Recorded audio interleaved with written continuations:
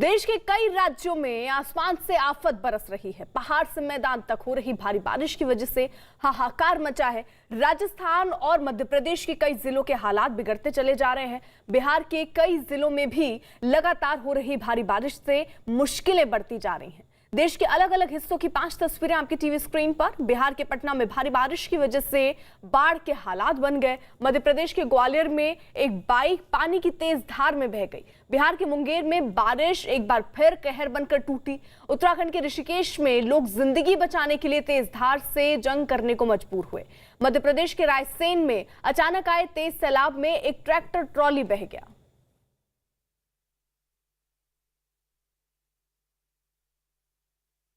बिहार के कई जिले बाढ़ की मार झेल रहे हैं। पटना में गंगा नदी इन दिनों पूरे उफान पर है। पटना के दीघा घाट से लेकर गांधी घाट, गाय घाट समेत सभी घाटों पर गंगा खतरे के निशान से ऊपर बह रही है। रास्तों, सड़कों पर बाढ़ के पानी ने डेरा जमा रखा है। वहां से जो तस्वीरें आई सामने, उनमें लोग अपने घर जाने के लिए गर्दन तक पानी में चलते नजर आए। गंगा उफान पे है और इस कारण से गंगा जो है पटना के शहर में जो है एंट्री करने लगी है। इस दर हम बात करें तो गंगा के बड़े जल स्तर को लेकर के जिला प्रशासन ने नाव का परिचालन पूरी तरह से बंद कर रखा है। सीधे तौर पे जिला प्रशासन जो है डीएम ने निरीक्षण किया था और उस दौरान उन्होंने ये आदेश जारी किया कि गंगा में जो निजी नाव है उसका परिचालन नहीं होगा। उसके बावजूद यहाँ देख सकते हैं कि किस तरह से लोग जो है वो नाव का परिचालन यहाँ पे कर रहे हैं और कहीं न कहीं जिला प्रशासन के आदेश का खुलेआम उल्लंघन यहाँ पे किया जा रहा है। लोग जो हैं वो नाव का प्रचालन करते हुए इस पार से उस पार आ जा रहे हैं, जो कहीं न कहीं एक बड़ी लापरवाही कहेंगे। और यहाँ पे जो लोग हैं वो आए हैं, देख सकते हैं कि नाव का प्रचालन करते हुए। तो इनसे हम इन लोगों से बात भी करते हैं कि बताइए कहाँ से आए हैं आप? हम लोग सबलपुर बंगाली टोला है, ये सामने आपका है। ऐसे हम तो रिक्वेस्ट करेंगे कि सर मेरे साथ चलते, हमारा सीन देख लेते और इसको आप अपने टीवी पर के चैनल से के माध्यम से कर रहे हैं। ठीक है, लेकिन जो जिला प्रशासन ने रिक्वेस्ट किया है उसको तो आप लोग मान नहीं रहे हैं। जिला प्रशासन ने निजी नाव के प्रचालन पे रोक लगा रखा है। अभी रोक रखा है सर, लेकिन हम जान वहाँ नहीं दे देंगे। हमारा परिस्थिति देख लीजिए, हम डूब रहे हैं, तो उससे अच्छा नहीं कि यहाँ रहेंगे। डूब न रहे हैं सर।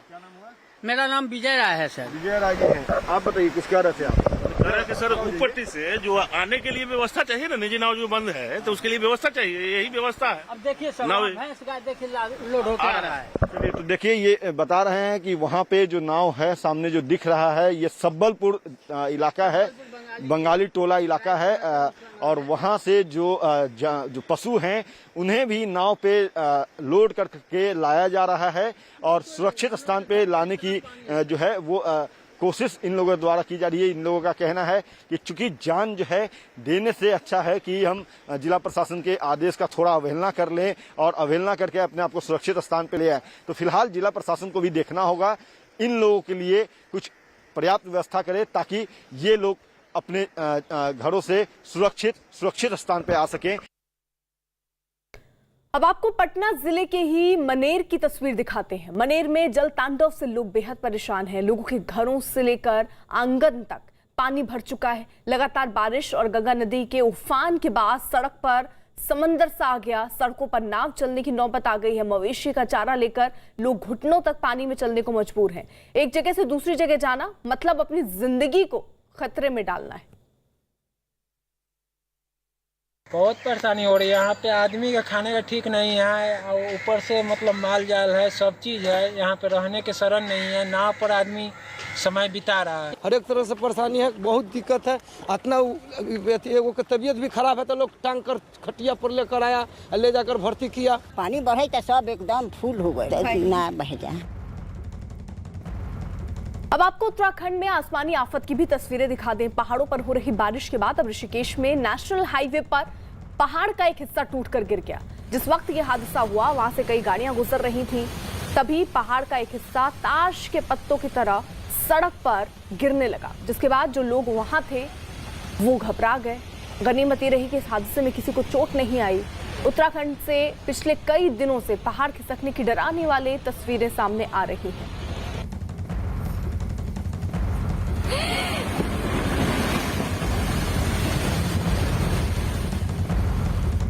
और यूपी यूपी में गंगा और यमुना समेत तमाम नदियां गुस्से में हैं। लगातार हो रही बारिश के बाद ज्यादातर नदियां खतरे के निशान से ऊपर बह रही हैं। शहर में सैकड़ों परिवार राहत शिविरों तक पहुंच गए हैं। जो शिविरों तक नहीं गए उनके सामने गृहस्थी बचाने का संकट है। अब आपको बाढ़ से बेहाल उत्तर प्रदेश की 5 तस्वीरें दिखा दें। यूपी के मिर्जापुर के 50 गांव बाढ़ की चपेट में हैं। औरैया में तो हालात इतने बुरे हैं कि बाढ़ का पानी मंदिर में घुस गया। गोंडा में घाघरा नदी अब तक कई मकानों और इमारतों को अपनी चपेट में ले चुकी है। वाराणसी और गाजीपुर से भी लगातार जल प्रलय की तस्वीरें देखने को मिल रही हैं। इसलिए तो हम कह सकते हैं कि ये मॉनसून का आफतकाल।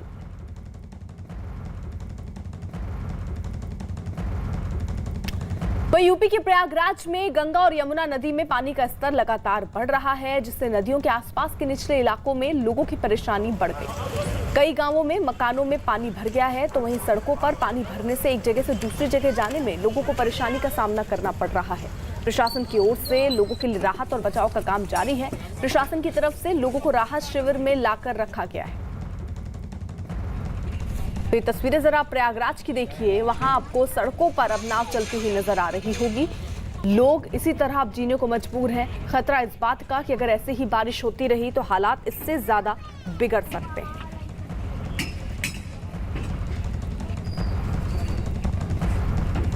हमारे यहाँ तक पानी भर गया सर। सरकार सेवा कर रही है, अपनी पूरी कोशिश कर रही है। कितने लोग हैं यहाँ तकरीबन 400 आदमी आ चुके हैं और आने की उम्मीद है। करीबन 500 आदमी है, 500-550 आदमी है। शाम सुबह दोनों समय खाना मिल रहा है। लड़कन का जो चाय नाश्ता दूध जो आ रहा है वो भी दे रहे हैं। प्रशासन को चाहिए कि इसके लिए समुचित व्यवस्था करे और गंगा यमुना निरंतर खतरे के निशान के ऊपर बह रही हैं। निरंतर पानी छोड़ा जा रहा है और निरंतर पानी और बढ़ने की संभावनाएं हैं। संगम नगरी प्रयागराज में गंगा और यमुना नदियां लगातार उफान पर हैं और शहर से लेकर गांव तक पानी को लेकर हाहाकार मचा हुआ है। आप देख सकते हैं इस वक्त हम बख्शी बांध पर मौजूद हैं। यहाँ पर किस तरह से जो मकान हैं वो आधे पानी में डूबे हुए हैं और जलस्तर लगातार बढ़ रहा है। कल से ही अगर बात करें तो 1.5 से 2 फीट तक जलस्तर इसका बढ़ गया है। लगातार राहत और बचाव कार्य जारी है। एनडीआरएफ, एसडीआरएफ, पीएससी की फ्लड कंपनी यहाँ पर लगी हुई है। जो इलाके हैं यहाँ पर दारागंज, सलोरी, छोटा बखाड़ा, निवादा, बेली कछार ऐसे तमाम इलाके हैं जो जलमग्न हैं। हजारों मकानों में पानी घुसा हुआ है और इसके साथ ही साथ जो बाढ़ राहत शिविर हैं उन बाढ़ राहत शिविरों में तमाम लोगों को लगाया गया है। और एनडीआरएफ की टीम आज एक बार फिर से यहाँ पर पहुँची है और आज फिर से रेस्क्यू अभियान चलाया जाएगा। तमाम जो लोग अपने घरों में फंसे हुए हैं उनको निकाला जाएगा। कुछ लोग यहाँ पर आ रहे हैं, वो यहाँ पर इस जल प्लावन को देखने आ रहे हैं कि किस तरह से बाढ़ आई है। आप यहाँ आए हैं, सेल्फी भी ले रहे हैं। किस तरह से यहाँ पर बाढ़ आई है, कितनी मुसीबतें हैं लोगों को? यहाँ पे हर साल बाढ़ आती है, हम लोग देखने आए। मुसीबतें बहुत है यहाँ पे, परेशानी हो रही है। हाँ, बहुत परेशान, लोग फंस गए यहाँ पे। बहुत सारे लोग फंसे हैं। आप भी यहाँ पर आइए, क्या देख पा रही हैं और किस तरह से यहाँ पर लगातार अभी भी पानी बढ़ रहा है? हाँ, बहुत ही ज़्यादा बढ़ रहा है। बाकी सभी परेशान हैं यहाँ पे बाढ़ की वजह से। और बगल में बख्शी बांध है, हम लोग देखने आए हुए हैं। तो तमाम लोग यहाँ पर देखने भी आए हुए हैं। लेकिन आज एनडीआरएफ का क्या रूट प्लान रहेगा, किस तरह से आज यहाँ पर लोगों के लिए बचाव और राहत कार्य चलेगा, इसके लिए हम बातचीत करेंगे। एनडीआरएफ के कमांडर यहाँ पर दिनकर त्रिपाठी जी हैं। सर, ये बताएं कि आपकी टीम फिर से आ गई है, फिर से आप लोग यहाँ पर नाव को तैयार कर रहे हैं, तो क्या आज की स्ट्रेटजी है, कैसे लोगों को बचाएंगे एक सुरक्षित, और क्या क्या कार्यक्रम आज रहने वाला है पूरा?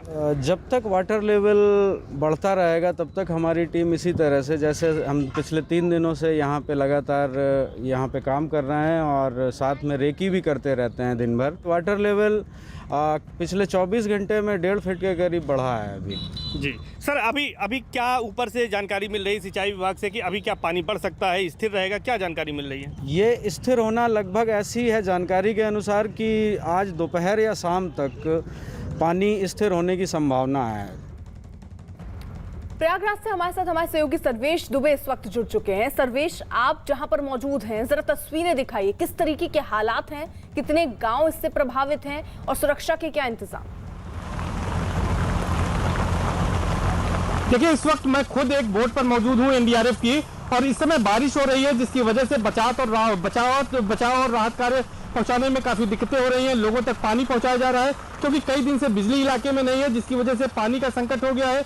खुद एनडीआरएफ के कमांडर दिनकर त्रिपाठी जी हमारे साथ मौजूद हैं और इस वक्त हम उन गलियों में इस बोट के जरिए हैं और लगातार सुबह से बारिश हो रही है जिसकी वजह से तमाम दिक्कतें हो रही हैं। ये वो तमाम मकान हैं, आप ये देख सकते हैं कि किस तरह से जो फंसे लोग हैं घरों में, उन तक हम लोग यहाँ पर पहुंचे हैं और यहाँ पर राहत उनको जो है पहुंचाई जा रही है और लगातार ये अभियान चलाया जा रहा है। और इसी बोट के जरिए जो है आप देख सकते हैं, लाइव है बिल्कुल कि यहाँ पर पानी दिया जा रहा है। जिनके पास पानी पीने का नहीं है, इस तरह से एनडीआरएफ की टीम लगी हुई है और ग्राउंड जीरो पर न्यूज़ 18 लगातार मौजूद है।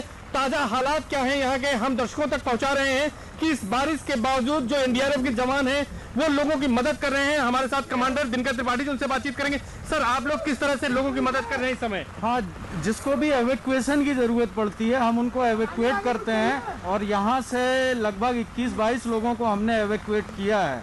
और अभी जो वाटर वगैरह की समस्या है कि लोगों के घरों में पानी नहीं है, उन लोगों को हम पानी भी प्रोवाइड करवा रहे हैं। यहाँ पे बारिश हो रही है, कितनी दिक्कतें पेश आ रही है इसकी वजह से?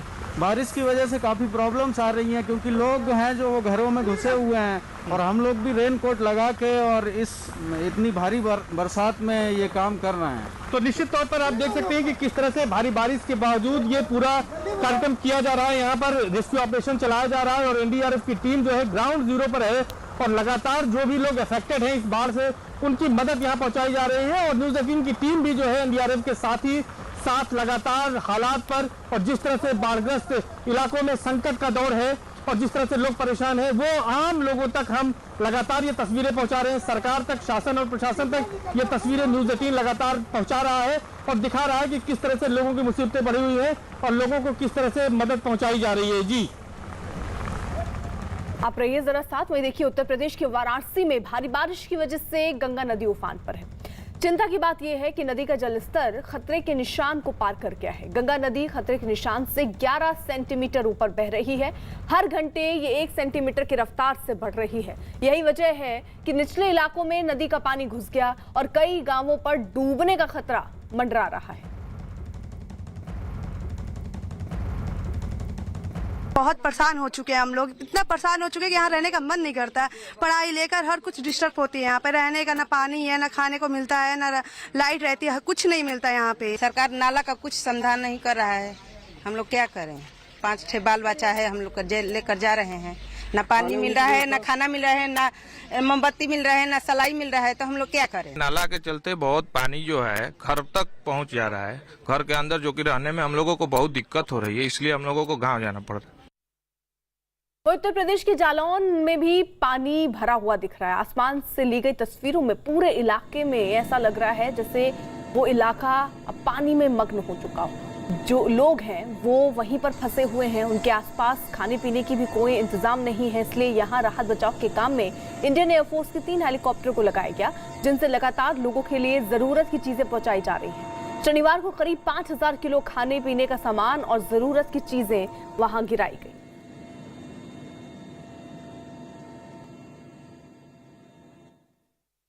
अब जरा मध्य प्रदेश की तस्वीर भी आपको दिखा दें। मध्य प्रदेश से एक चौंकाने वाला वीडियो सामने आया जिसमें 3 लोग बाइक के साथ बाढ़ का पानी पार करने की कोशिश कर रहे थे।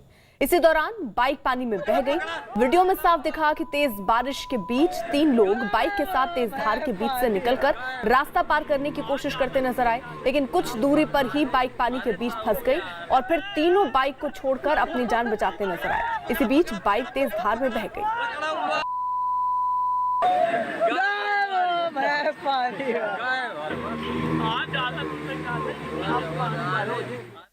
जो सदस्य विरोध में ना के मेरे विचार में निर्णय हाँ वालों के पक्ष में हुआ। हाँ वालों के पक्ष में प्रस्ताव अनुमोदित हुआ। नियम 377 के अधीन सभा पटल पर रखे जाने वाले पत्र जिन माननीय सदस्यों ने आज नियम 377 के अधीन मामलों को उठाने की अनुमति प्रदान की गई है, वे अपने मामलों को अनुमोदित पाठ 20 मिनट के अंदर व्यक्तिगत रूप से सभा पटल पर रखें। आइटम नंबर 17 संविधान 127 संशोधन विधेयक 2021। माननीय सदस्य, आप संविधान संशोधन विषय पर चर्चा करना चाहते नहीं करना चाहते? फिर एक बार बोल रहा हूं मैं आपसे, आप संविधान संशोधन विधेयक पर, ओबीसी विधेयक पर चर्चा करना चाहते नहीं करना चाहते? आप ओबीसी पे भी चर्चा नहीं करना चाहते? ये तरीका ठीक नहीं है आपका। न दलित पे चर्चा करें, न ओबीसी पे चर्चा करें, न जनजाति पर चर्चा करें। सदन में नारेबाजी करने के लिए भेजा है आपको। अगर चर्चा करने है तो अपनी अपनी सीट पर विराजें। हाँ तो बैठिए। आप चर्चा नहीं करना चाहते सदन में। कल आदिवासी दिवस था, पूरे विश्व में आदिवासी दिवस मनाया। जनजाति समुदाय के आर्थिक सामाजिक विकास में भारत की यात्रा पर चर्चा करना चाहिए आपको। बैठिए अपनी सीट पर।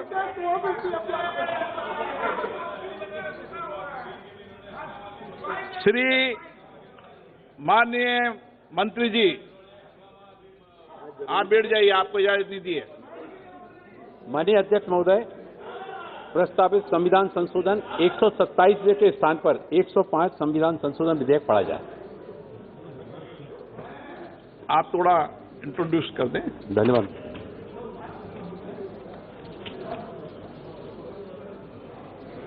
माननीय अध्यक्ष महोदय,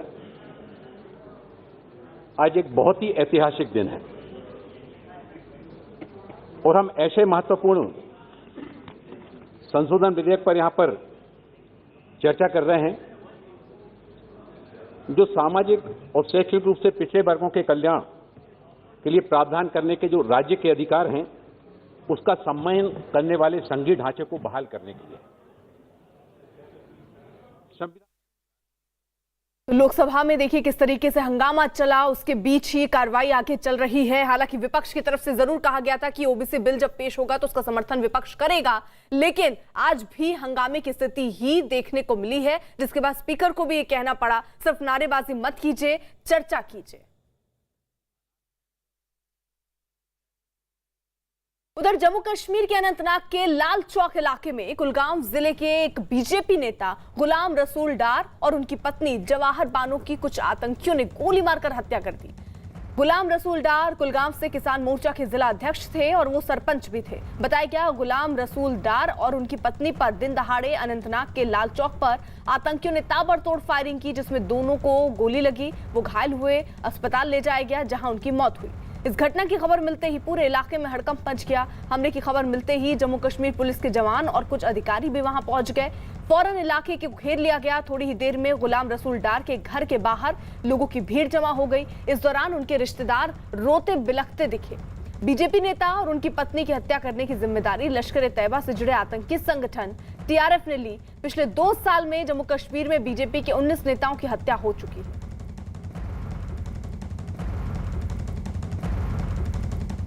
ये बहुत ही अफसोसनाक वाक़ा पेश आया है और हम पुरजोर अल्फाज में इसकी मजम्मत करते हैं।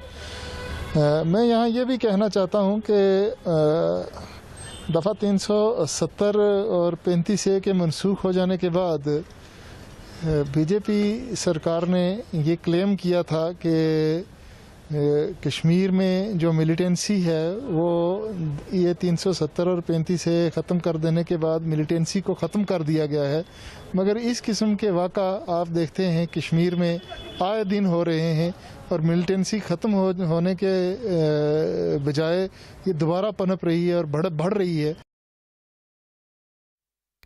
आतंकियों की इस कायराना हरकत से पूरे इलाके में हड़कंप मचा है। इलाके में रहने वाले लोग सरकार से आतंकियों को खत्म करने की मांग कर रहे हैं।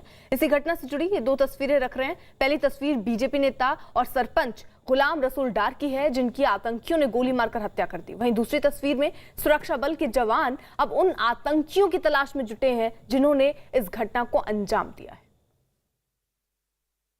रिफत अब्दुल्ला हमारे साथ हमारे सहयोगी जुड़ चुके हैं। रिफत, देखिए अब सर्च ऑपरेशन जरूर हो रहा है कि ये कौन आतंकी थे और कैसे इस घटना को अंजाम दिया गया, कुछ अभी पता चल पाया इन आतंकियों के बारे में? देखिए, टीआरएफ ने रिस्पांसिबिलिटी कबूल की है और हमने देखा कि इससे पहले भी काफ़ी सारी रिस्पांसिबिलिटी अटैक्स की जो है टीआरएफ ने कबूल की है। और ये जो कल अटैक हुआ ये बीजेपी के जो थे सरपंच थे और साथ ही डिस्ट्रिक्ट प्रेसिडेंट भी थे किसान मोर्चा के, और हमने देखा कि लगातार बीजेपी के लोग जो है निशाने पे हैं और पिछले 2 साल में 20 अटैक्स हुए हैं बीजेपी के लीडरों और वर्करों पे, उसमें से 19 लोगों की मौत हुई है और तकरीबन अभी तक 5 सरपंच जो है उनकी 22 तादाद है जिनको यहाँ पे बीजेपी के साथ जिनका ताल्लुक है उनको मिलिटेंटों ने मार दिया। और हमने देखा कि लगातार इस तरीके के अटैक्स हो रहे हैं। हालांकि सिक्योरिटी भी दी गई है काफ़ी सारे लीडरों को, लेकिन उसके बावजूद भी ये अटैक्स हो रहे हैं। और कल का ये जो अटैक है इसमें हमने ये देखा कि घर के अंदर मिलिटेंट गए और उसके बाद इस कपल को जो है मार दिया गया। उसमें हस्बैंड वाइफ थे ये, और दोनों का ताल्लुक बीजेपी के साथ था। और इससे पहले भी हमने देखा कि बांडीपोरा में 3 लोगों को मार दिया गया, 2 भाई और उनका बाप, जो बांडीपोरा में अटैक हुआ था बीजेपी लीडर के ऊपर। और इस तरीके के अटैक्स हमने देखा कि काफी जगहों पे हुए हैं और लगातार धमकियां मिल रही हैं बीजेपी के लीडरों को, या जो बाकी एसपीओज हैं या पुलिस में एंटी मिलिटेंसी ऑपरेशंस काम कर रहे हैं। हमने देखा कि पुलिस पे कुछ रिसेंट अटैक्स हुए और कल ही कुलगाम एरिया में भी एक अटैक हुआ जिसमें एक पुलिस वाले की मौत हुई। अनंतनाग डिस्ट्रिक्ट से उसका ताल्लुक था, निसार अहमद, और कल डीजीपी भी वहां पे गए थे और वहां पे ट्रिब्यूट पेश किया उस पुलिस के जवान को। और ये लगातार इस तरीके के अटैक्स यहाँ पे अर्पिता हो रहे हैं। लेकिन रिफत, और यही अटैक्स दरअसल चिंता बढ़ा रहे हैं कि आखिरकार इनकी सुरक्षा की जिम्मेदारी किसकी है? इन सरपंचों की, जो पुलिस वाले लगातार वहां फील्ड में लगे रहते हैं, उनकी सुरक्षा आखिरकार कौन करेगा? अधिकार भी तो बहुत बड़ा चैलेंज है, क्योंकि तकरीबन 40 से 50 हज़ार ऐसे लोगों की तादाद हैं जो चाहे सरपंच हैं, पंच हैं, या बीजेपी के साथ भी काफ़ी सारे लोग जुड़े हैं, या बाकी पॉलिटिकल पार्टीज के साथ भी जुड़े हैं। काफ़ी सारे लोगों को सिक्योरिटी दी गई है, लेकिन हर किसी को सिक्योरिटी प्रोवाइड करना और एडुकेट सिक्योरिटी प्रोवाइड करना बहुत ही मुश्किल है, या Z+ कैटेगरी में हर किसी को लाना बहुत मुश्किल है, क्योंकि मिलिटेंटों के राडार पे ये जो लोग होते हैं वो लगातार मिलिटेंट्स उनको ट्रैक करते हैं और जो ही उनको मौका मिलता है और उसके बाद वो अटैक कर देते हैं। जैसे कल हमने देखा कि ये जो बीजेपी के लीडर थे और उसकी पत्नी थी, वो वहां पे थे और मिलिटेंटों ने देखा होगा कि इस वक्त वो उस पर अटैक कर सकते हैं और उन्होंने अटैक किया और दोनों की उस अटैक में मौत हुई। तो ये एक बहुत बड़ा चैलेंज है सिक्योरिटी एस्टेब्लिशमेंट्स के लिए कि हर किसी को सिक्योरिटी प्रोवाइड करना, और वो भी Z सिक्योरिटी या Z+ सिक्योरिटी, क्योंकि Z सिक्योरिटी या Z+ सिक्योरिटी में काफ़ी नफरी की ज़रूरत पड़ती है, जो ऐसे लगता है कि पॉसिबल नहीं हो पाएगा। अब क्या कुछ स्ट्रैटेजी अपनाई जाएगी? हालांकि अलग अलग जगहों पे फ्लैट्स भी प्रोवाइड किए गए थे या अलग लोकेशंस पे इन लीडर्स को रखा गया था, लेकिन काफ़ी सारे लोग ये कहते हैं कि वो घर जाना चाहते हैं, अपने रिश्तेदारों से मिलना चाहते हैं।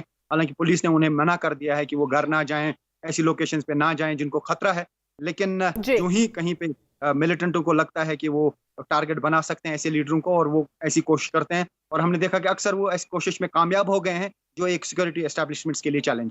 ठीक, आप रहिए जरा साथ में। देखिए, बीजेपी नेता गुलाम रसूल डार और उनकी पत्नी की हत्या को बीजेपी ने आतंकियों की कायराना हरकत करार दिया। पाकिस्तान और आतंकवादी कश्मीर को कब्रिस्तान बनाने की साजिश कर रहे हैं। इन कायर पाकिस्तानियों को जमीन के पाताल से भी निकालकर मौत के घाट उतारेंगे। इन जालिमों को, इन कातिलों को चुन चुन कर मौत के घाट उतारेंगे, किसी को नहीं बख्शेंगे। गुलाम रसूल डार साहब और उनकी श्रीमती जवाहिरा जी के कातिलों को मौत की सजा मिलेगी। खून का बदला खून से लिया जाएगा। वही बीजेपी नेता मुख्तार अब्बास नकवी ने भी बीजेपी नेता गुलाम रसूल डार और उनकी पत्नी की हत्या पर दुख जताया। जम्मू कश्मीर में राष्ट्रवादी नौजवान और राष्ट्रवादी लोग मजबूती के साथ अलगाववाद, आतंकवाद के संरक्षकों से लड़ रहे हैं और उनका खात्मा भी हो रहा है। लेकिन इतना ज़रूर है कि जिन शैतानी ताकतों ने ये काम किया है उनको सूद ब्याज के साथ इसका हिसाब किताब देना पड़ेगा और उन्हें नेस्त नाबूद होना पड़ेगा। वही बीजेपी नेता गुलाम रसूल डार और उनकी पत्नी की हत्या के विरोध में जम्मू शहर में बीजेपी युवा मोर्चा के कार्यकर्ताओं ने जोरदार प्रदर्शन किया। इस दौरान बीजेपी के कार्यकर्ताओं ने पाकिस्तान के प्रधानमंत्री इमरान खान का पुतला भी जलाया और नारेबाजी की।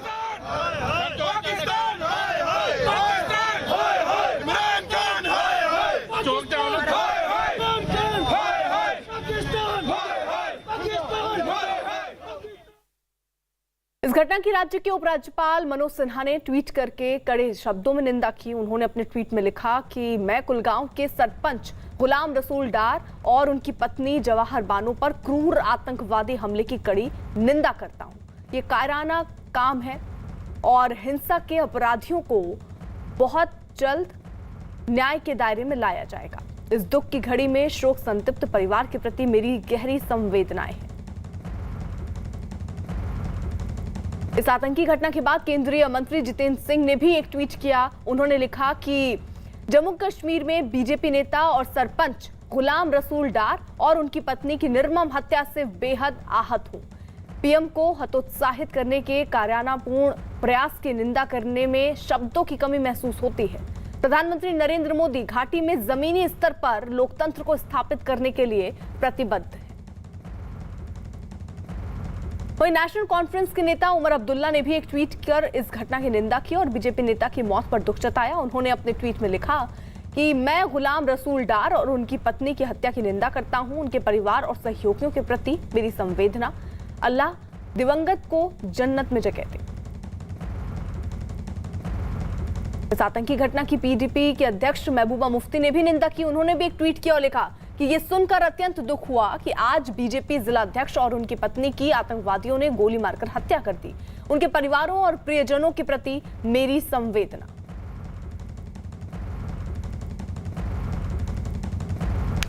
आज वर्ल्ड लॉयन डे है और इस मौके पर पीएम मोदी ने ट्वीट कर लोगों को बधाई दी। पीएम ने लिखा कि शेर शानदार और साहसी होते हैं। भारत को एशियाई शेरों का घर होने पर गर्व है। वर्ल्ड लायन डे के मौके पर मैं शेरों के संरक्षण से जुड़े लोगों को बधाई देता हूं। आपको ये जानकर खुशी होगी कि पिछले कुछ सालों में भारत में शेरों की आबादी में लगातार बढ़ोतरी हुई है।